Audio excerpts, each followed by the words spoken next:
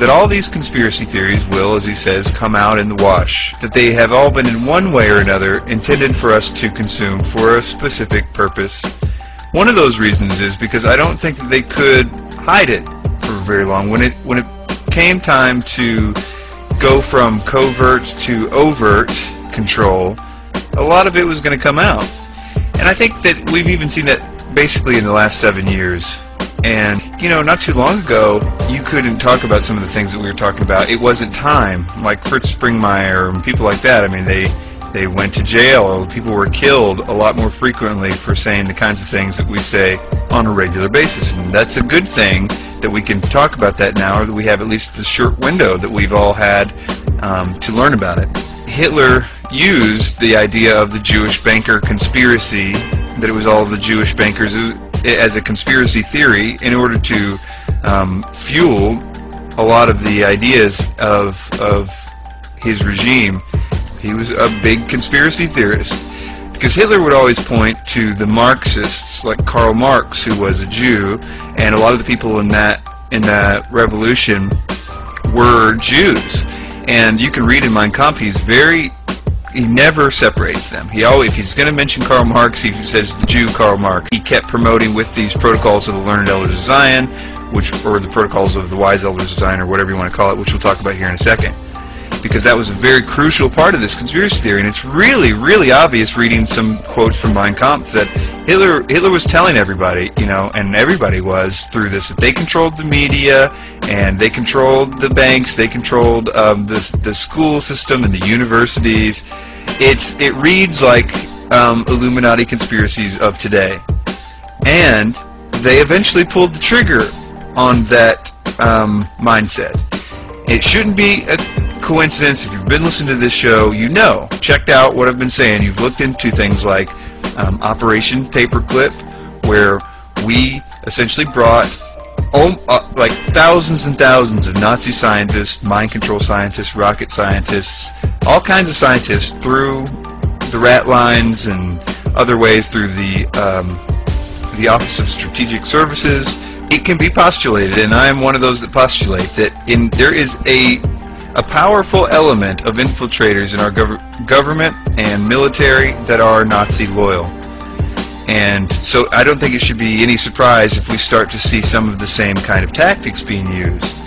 But that's what we see, and this is where I'm trying to go with this eventually, is what they're doing with Barack Obama. This is just a postulation. This is just, I don't think it necessarily is going to play out like this. It's just an idea. Clearly, they are painting Barack Obama as the Zionist guy that does everything for Israel. They are making that painfully obvious at a time when people have to wake up to the Illuminati because of the outward expressions of it through the financial collapse.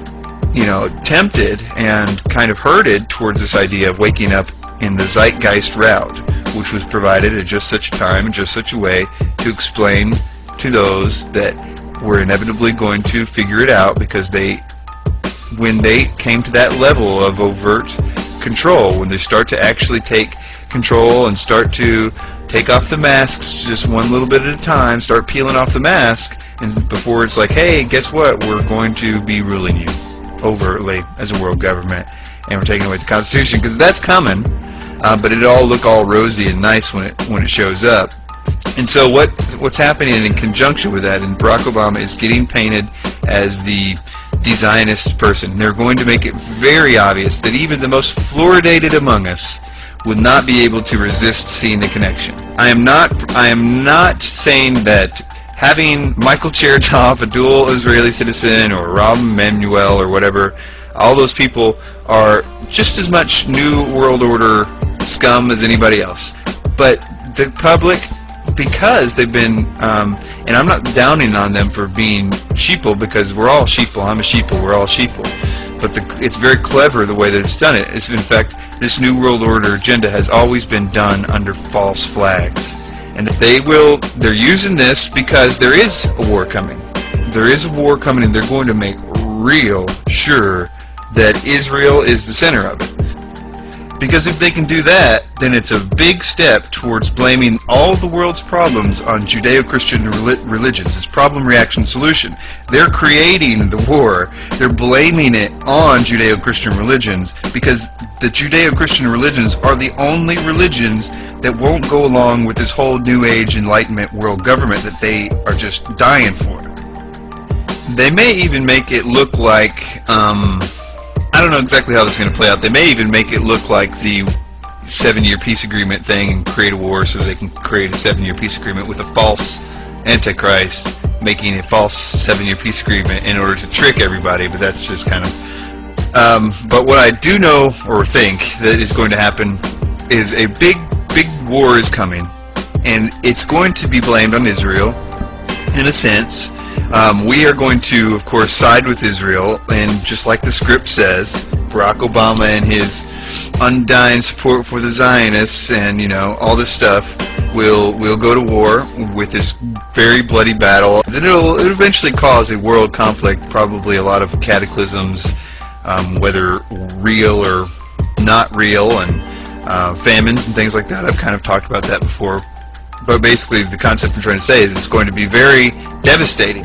I think the more devastating that war, the better, because at that point we will all do exactly what happened in Nazi Germany. The conspiracy theories about the Jewish bankers and the Illuminati, except, you know, all that stuff will be brought out. This is why we're in war right now. This is why we're in such bad shape. It'll be the end of World War I all over again. Treaty of Versailles and all that stuff. I think that's where we're going. And I think conspiracy theories, especially Jewish ones, are going to be the order of the day very, very soon. And again, I don't think that this is like defending the Israel government by any means. I mean, even biblically, the governments of Israel would oftentimes go very, very far astray.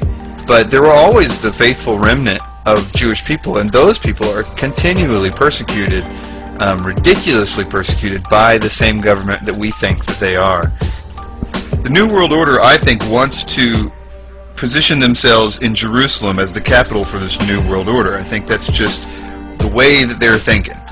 And because of that, they have completely infiltrated the Israeli government almost as much, if not much more, than they've infiltrated our government. We should sympathize and understand how it is that a government cannot represent its people at all.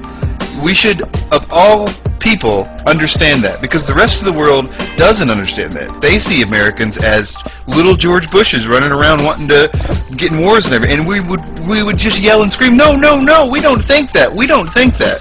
But for some reason we just are completely blind to the idea that the same situation is happening in Israel. They are completely co-opted by this New World Order system that has infiltrated their government and not representing the true Jewish people who are getting killed and persecuted by the government that we think they are, the same way they're doing here. So you may wonder, why is it that they're letting us learn all these conspiracy theories? Are we winning? No, we're losing. They are so happy to have us continually learn to wake up, as long as we wake up into their paradigm. Right now we're all waking up into the New Age religion. They're creating little mini Masons and New Age people that are going to be just fit perfectly into the new system that I guarantee you is not going to look like what we are fighting. It's not going to be big bad George Bushes in the New World Order. It's going to be enlightenment, and you know, everything's going to be great, and utopia and Atlantis, and everything's different, and we're going to just get rid of religions and start this whole thing over. It's not going to look like it is now, but they are preparing you. It's called the externalization of the hierarchy. They're so happy to have you wake up, as long as you're waking up to Michael Tsarian and Jordan Maxwell and Madame Blavatsky and 2012. You can wake up to that all day, and they're just waiting, biding their time until you're ready for the harvest. So how can you avoid it? Truth. You have to check things out. You have to realize that they're trying to indoctrinate you into their same Luciferian beliefs. And we are losing that battle for our minds. So wake up, realize that, and double check things, and hopefully we can still win this thing.